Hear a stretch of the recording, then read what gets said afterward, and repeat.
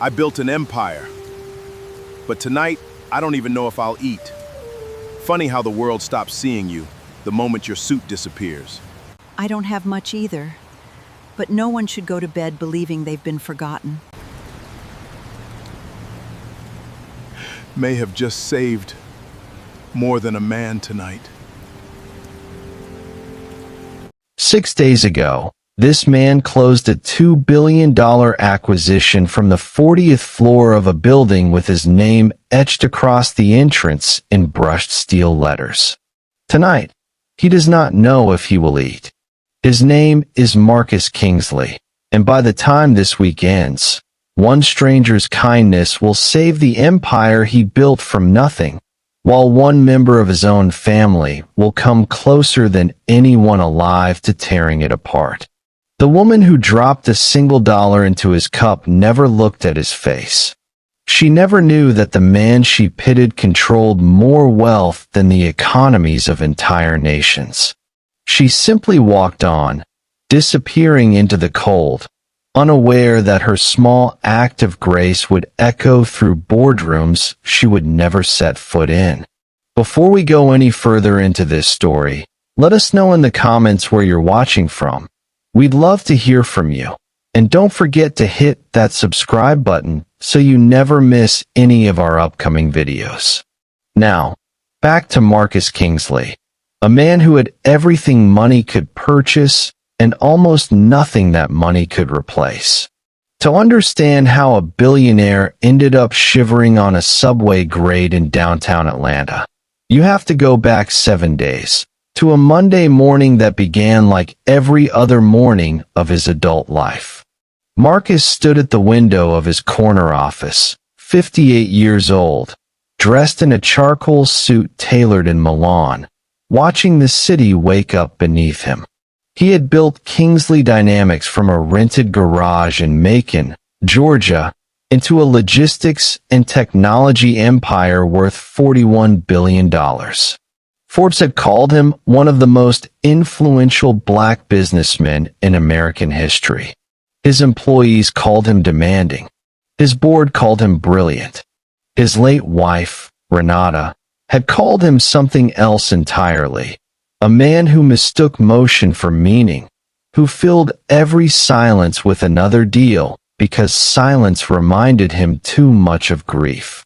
Renata had been gone 3 years. She died of a sudden stroke on a Tuesday afternoon while Marcus sat in a shareholder meeting he had refused to leave early, even after his assistant slipped him a note that simply read, "Call the hospital now." By the time he arrived, she was already unconscious, and by midnight, she was gone. He never spoke publicly about that day. He simply worked harder, as though enough acquisitions could somehow settle a debt that had nothing to do with money. On his desk, beside a stack of contracts, sat a single framed photograph of Renata laughing on a beach in Savannah, the only object in that glass office that had not been chosen by an interior designer. That Monday, his son Julian arrived 20 minutes late for their scheduled meeting, wearing a suit that cost more than most people's monthly salary and an expression that had learned, over the years, to mask disappointment as confidence. Julian was 29, sharp, ambitious, and endlessly aware that he had been born into a legacy rather than one who had built it. He wanted the title of Vice President of Strategic Operations, a role Marcus had quietly promised him 2 years earlier and just as quietly kept postponing. When Julian brought it up again, Marcus barely looked up from his monitor. "You built nothing yet," he said, not unkindly, but without softness either. "I built this company from a garage in Macon. You want a corner office from a Zoom call." Julian's jaw tightened. He said nothing, but something behind his eyes shifted that morning, something that would not surface again for several more days, though its roots had already taken hold. That evening, Marcus had dinner with his daughter, Amara, 26, a pediatric nurse at Grady Memorial Hospital who had inherited none of her father's hunger for empire and all of her mother's warmth. Amara was the only person who still called him daddy instead of sir, and the only person in his life who wanted absolutely nothing from his fortune. Over grilled salmon at a quiet restaurant in Buckhead, she teased him about working himself into an early grave. The same joke she had made 100 times before, except this time Marcus laughed less than usual. Something had been sitting on his chest for weeks, something he had not yet named even to himself. Though it had started with a headline, he could not stop rereading. 3 days earlier, an internal memo had leaked to a national news outlet revealing that Kingsley Dynamics was quietly eliminating 4,000 warehouse positions across 7 states. Even as Marcus's personal net worth climbed by nearly $2 billion that same fiscal quarter. The backlash was immediate and unforgiving. A video went viral of a warehouse worker named Terrence Okafor standing outside a Kingsley distribution center in Ohio, tears freezing on his cheeks in the winter air, holding a cardboard sign that read 12 years of service, no severance, no warning. Marcus watched that clip alone in his penthouse at 2 in the morning, over and over, until the details blurred together. Until all he could see was his own father's face from 1987, the year the textile plant in Macon shut its doors without warning and left 40-year-old Elias Kingsley standing in a parking lot with a cardboard box and nowhere to put his pride. Marcus did not sleep that night. He sat in the dark of his penthouse thinking about distance, about how far he had traveled from that parking lot in Macon, and about how easily his own decisions had recreated the very wound that shaped his entire life. By sunrise, he had made a decision that his lawyers would later call reckless and his board would later call insane. He would disappear. No phone, no money, no security detail, no driver waiting at the corner. For 7 days, he would live as one of the men his company had discarded, sleeping where they slept, eating what they could find, learning firsthand what his signature on a spreadsheet actually cost human beings who had never met him.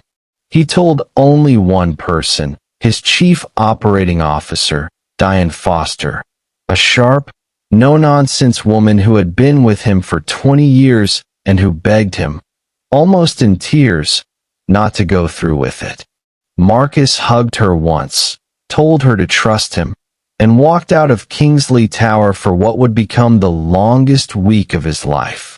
He changed inside a gas station bathroom off Interstate 75, folding his tailored suit and his gold watch into a duffel bag he would leave in a rented storage locker, and pulling on a worn army surplus coat he had purchased that morning from a thrift store using cash so no card would trace him. Rain streaked the gas station window as he studied his own reflection, a stranger already forming in the fluorescent light, stripped of everything that had ever announced his name to the world.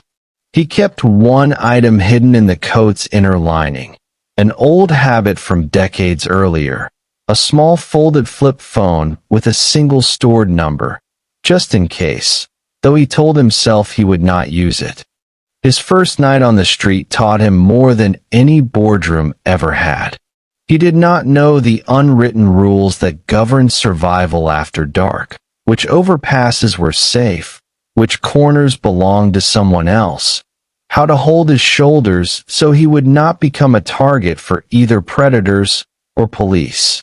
A young man named Isaiah, 24 years old, sharp-eyed and instantly suspicious of this stranger who moved like someone unaccustomed to being invisible, watched him for nearly an hour before finally speaking. "Not there," Isaiah said quietly, pointing toward a doorway where 3 other men already slept. "Cops sweep that block at midnight." Marcus followed him without a word, grateful and humiliated in equal measure, understanding for the first time in his adult life what it meant to depend entirely on the mercy of a stranger. The following morning, hungry and disoriented, Marcus met a woman named Ruth Calloway, 63 years old, a former elementary school teacher who had lost her home 2 years earlier after medical debt from her late husband's cancer treatment swallowed every dollar she had saved across 3 decades of teaching. Ruth had one thin blanket, and without a moment's hesitation, she split it in half and handed a piece to Marcus without being asked. In that single gesture existed more generosity than Marcus had witnessed in a decade of philanthropic galas where wealthy donors posed for cameras beside oversized checks. Ruth talked as they walked, filling the silence the way lonely people often do, and eventually she mentioned, without any idea who she was speaking to, that her son had lost his warehouse job at a company owned by, in her words, some rich man who owns all those trucks. Marcus said nothing. He simply nodded, his face turned toward the gray morning sky, absorbing an accusation aimed directly at himself from a woman who had just given him half of everything she owned. That same afternoon, back at Kingsley Tower, Julian discovered that his father had gone completely unreachable, and he recognized, almost instantly, the opportunity sitting in front of him. He walked into an emergency board meeting and announced, with practiced calm, that his father had stepped away for health reasons and that leadership continuity required an interim decision. It was, of course, a lie, but it was a convincing one, delivered with the same composed authority his father had spent years training into him without ever meaning to train the ambition alongside it. The board, uncertain and increasingly nervous about the ongoing public backlash, voted 6-3 to install Julian as interim chief executive. Diane objected loudly, reminding the room that Marcus had left no such instructions, but her voice was outvoted along with her judgment. Julian thanked the board quietly, professionally, and if anyone had looked closely enough at his expression as he sat back down, they might have noticed something small and satisfied flicker behind his eyes, something that had been waiting a very long time for exactly this kind of opening. Within hours of gaining control, Julian reinstated the very layoffs his father had disappeared to investigate, framing the decision to the press as necessary discipline rather than cruelty. But his first true act of betrayal ran far deeper than payroll numbers. He began quiet negotiations to sell the company's ethical sourcing division, the one part of Kingsley Dynamics built specifically in his late mother's memory, to a private equity firm eager to strip it down for parts and profit. It was not simply a business decision. It was the deliberate dismantling of the one piece of his father's empire that had nothing to do with money and everything to do with grief, and Julian knew exactly what he was destroying when he signed the preliminary term sheet. 15 blocks away, unaware that his empire was being quietly dismantled in real time, Marcus stood in a line outside a downtown shelter, soaked from an afternoon downpour, waiting for a bed that might or might not be available by the time he reached the door. His daughter Amara had been calling his phone every few hours since the previous evening, each call rolling straight to voicemail, her messages growing shorter and more frightened with every attempt. "Daddy, please just call me back," she said into the phone outside the hospital where she worked a double shift, her voice cracking on the final word. She had no idea her father was standing in the rain 15 blocks from her apartment, and no idea that her brother had already begun quietly rewriting the future of everything their family had built. That night, Exhaustion and exposure finally caught up with Marcus.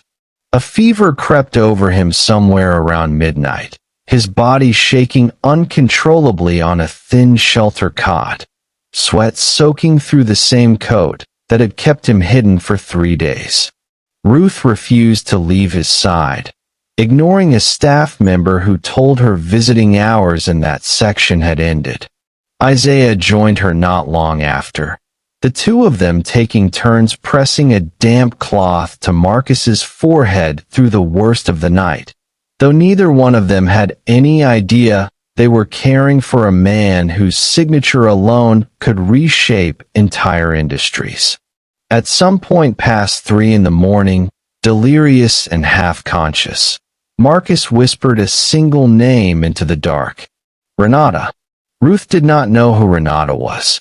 She simply sat beside a stranger, holding his hand through a fever that had nothing to do with the cold outside, and everything to do with a grief he had never allowed himself to fully feel. By morning, the fever had broken, leaving Marcus weak but suddenly, sharply clear-headed in a way he had not felt in years. He reached into the lining of his coat and found the small flip phone he had hidden there before leaving Atlanta. One bar of signal flickered on the screen. He stared at it for a long moment, understanding that turning it on would mean stepping back into a world he was not yet ready to return to, and that not turning it on might mean losing everything he had spent 30 years building. It was, in every sense, an impossible choice, and for the first time since his wife's death, Marcus Kingsley did not know which version of himself was supposed to make it. He pressed the button anyway. The screen glowed weakly in his cracked palm as it dialed the only number stored inside it, Diane's private line, the one she had given him years earlier for emergencies that never came. She answered on the first ring, as though she had been waiting by the phone for 6 days straight, which, in truth, she nearly had. Her voice cracked before she even said his name. Marcus, thank God, she whispered, and then everything spilled out at once. The board meeting, Julian's lie about his health, the vote, the interim title, the quiet sale of the ethical sourcing division his late wife had helped design. Marcus sat on the curb outside the shelter, rain collecting in the folds of his torn coat, and said nothing for a long moment. Diane thought the call had dropped. Then, finally, his voice came through low and steady. Good, he said. Let him think he's won. I need one more day. Diane nearly dropped the phone. She had expected panic, urgency, a demand to be picked up immediately. Instead, she heard something closer to calm, the voice of a man testing a theory rather than mourning a loss. What she did not yet know was that Marcus had quietly looped her in 3 days earlier through a single encrypted message sent from a library computer, asking her to document, carefully and legally, every decision Julian made in his absence. It was not blind trust that had left the company vulnerable. It was a father giving his son exactly enough rope to reveal who he truly was, even if the cost of that lesson turned out to be higher than Marcus had expected. That afternoon, still in the torn coat, still unshaven, Marcus asked Ruth and Isaiah a question that would matter more than either of them understood in that moment. Would they be willing to speak, on record, about what they had lived through because of decisions made by Kingsley Dynamics?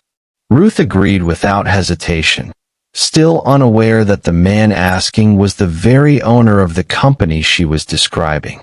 Isaiah studied Marcus for a long moment, sensing something unspoken beneath the request, but nodded anyway.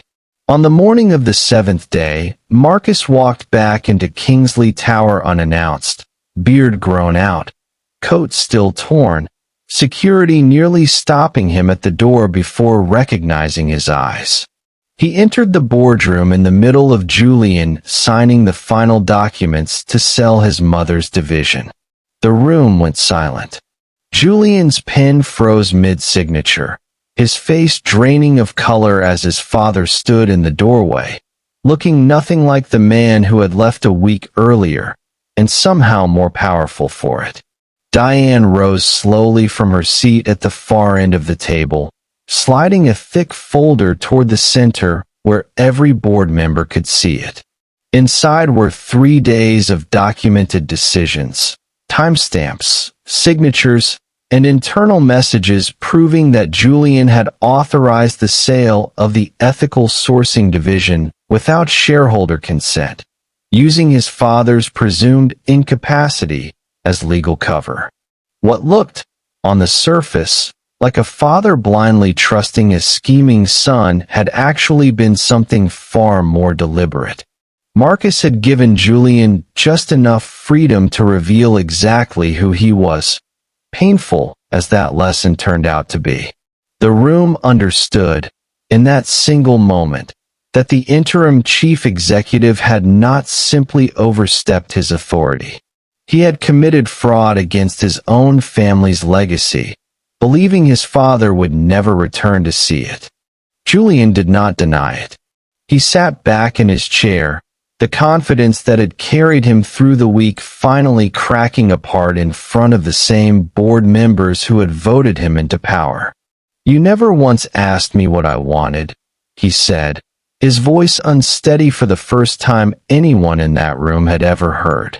"You handed me a company and expected gratitude, but you never asked if I wanted to build something of my own." Marcus listened without interrupting, understanding, perhaps for the first time, that his son's cruelty had grown from the same soil as his own ambition, a hunger to matter that neither of them had ever learned how to name out loud. Marcus did not have his son arrested, though the documentation in that folder would have made it easy. Instead, he removed Julian from every position of corporate authority and redirected the proceeds of the failed sale into a new foundation bearing Julian's name, focused entirely on fair labor advocacy across the logistics industry. It was not forgiveness handed over freely. It was a harder assignment, forcing his son to spend the coming years building something real instead of inheriting something hollow. Julian accepted the terms in silence, the weight of the moment settling somewhere behind his eyes that had nothing to do with anger anymore. That same week, Marcus reinstated the ethical sourcing division publicly, standing before cameras in a plain gray suit rather than his usual tailored charcoal, and announced that Ruth Calloway and Isaiah would lead a newly funded worker advocacy office with real authority inside the company.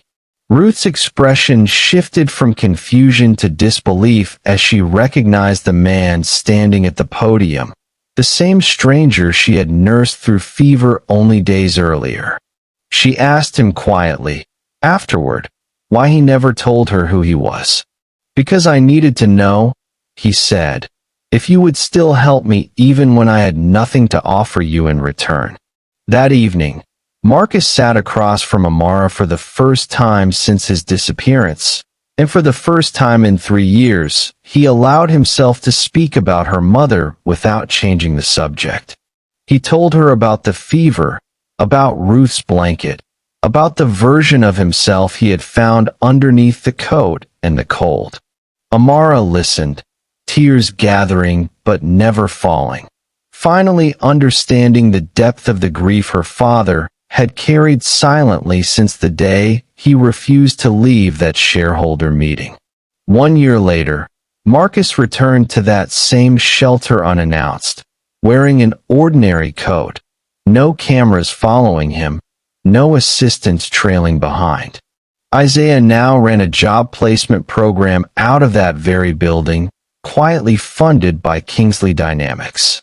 Ruth had her own small apartment, her name on the lease for the first time in years, a photograph of her late husband resting on the windowsill. Terence Okafor, The warehouse worker whose viral video had started everything had been rehired with full back pay and now trained new employees on workplace rights. Julian, a year into his foundation work, stood inside a Kingsley warehouse that same afternoon, speaking with workers as an equal rather than an executive, finally understanding the lesson his father had never known how to teach him directly. Marcus watched from a distance, unseen, allowing his son the dignity of growing without an audience. He had spent 40 years building an empire to prove that he mattered. It took 7 days with nothing to teach him that he already did, and that the truest measure of everything he built was never written on a balance sheet at all. If this story moved you, we'd love to know which part hit you the hardest. Was it Ruth splitting her only blanket with a stranger who had nothing to offer her in return? Was it Julian's confession, the moment he finally admitted his father never once asked what he wanted? Or was it Marcus, standing in that doorway on the 7th day, choosing mercy over revenge when he had every right to choose otherwise?